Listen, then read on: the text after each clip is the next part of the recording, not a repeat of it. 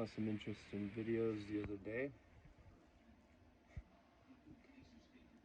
of the generic idealism that we need to expand beyond Earth in such a pertinent manner. I mean, everybody's being very impulsive about these decisions.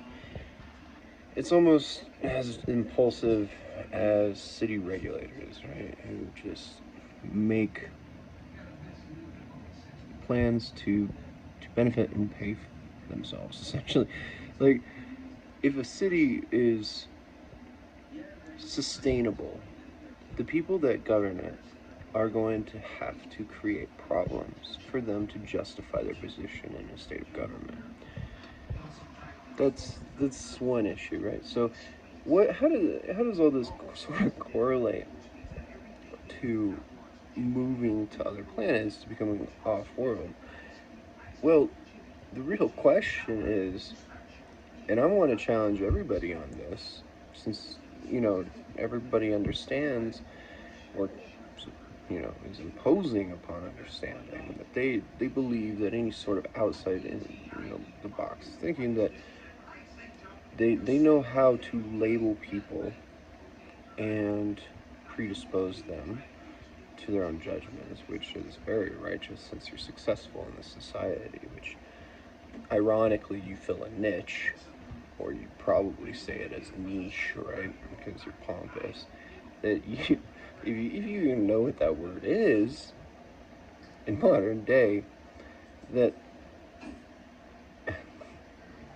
that any sort of oddity is I mean, you could walk to a grocery store now and it just like is turned over at a table that people are like if I see a guard guarding a grocery store, God, you are the most righteous, noble person, right? I mean, got to keep that food up, locked up, and under watch. See, there's a lot of the problems, too.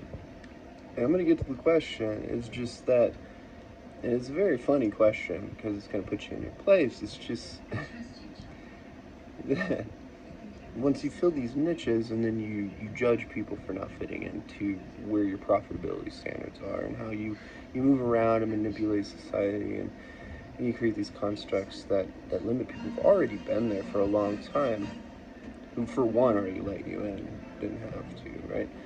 It's just when you're bitching about people stealing, and the people who already have everything and have too much, you're just going to inspire more Robin Hoods, right? You're going to inspire people to steal because all profit's made by somebody else. And that's exactly what profit is, essentially. It is a positive way of looking at theft, is that we take more from somebody because of either their ignorance or how you can manipulate them. Any way that you can correlate, any way that you can construct profit. And so you want to get rid of theft, but you don't want to get rid of your own niche that makes you pliable and susceptible, and like that other people can be susceptible to your own opinions because, well, you succeeded, so you must be right and they must be wrong.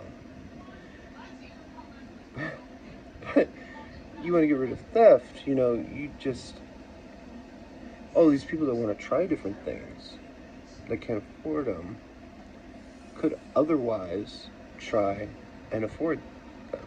So it starts to sound like redistribution, right? It starts to sound like a modern conceptualization of communism. If you're going to move off-world, how are you going to do that without communism? It takes how long to move between planets? I mean, it takes months, right? Like 6 months to go to Mars. And even if you lay in, I mean, I emailed SpaceX about an idea of laying rockets in the trajectory of Mars so that you could actually cut that down to like a month, right, of supplying. So then you just set that ahead of time. And you set those up, and then they can land, and then you can resupply more efficiently. But the fact is there's no trade margin there. You have literally no way of colonizing other planets without using communism.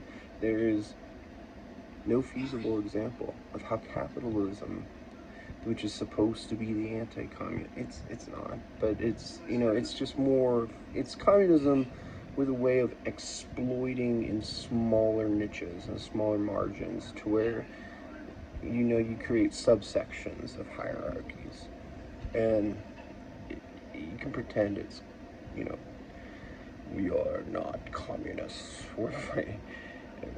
You're all There's only one philosophical conclusion how to defeat communism, and people are willing to understand and grasp it because it eliminates hypocrisy. So hypocrisy is just like this foundational thing.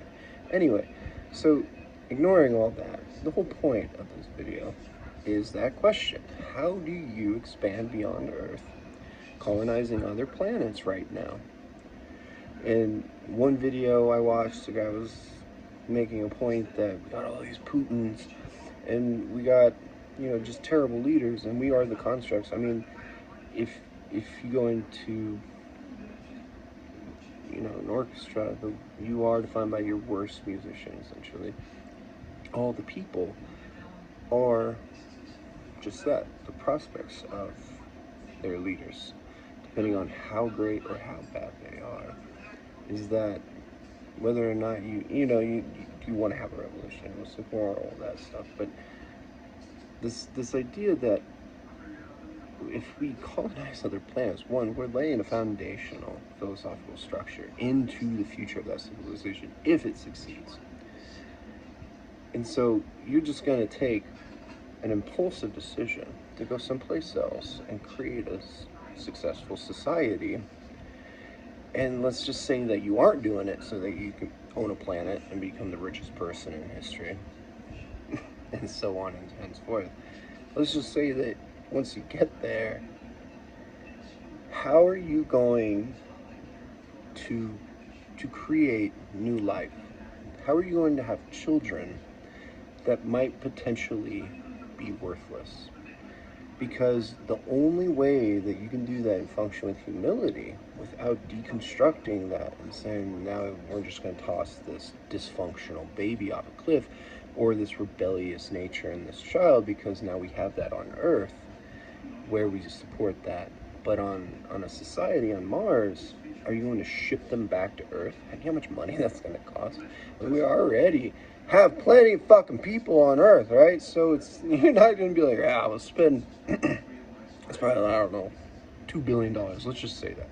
I don't know how much it is to ship somebody back from Mars.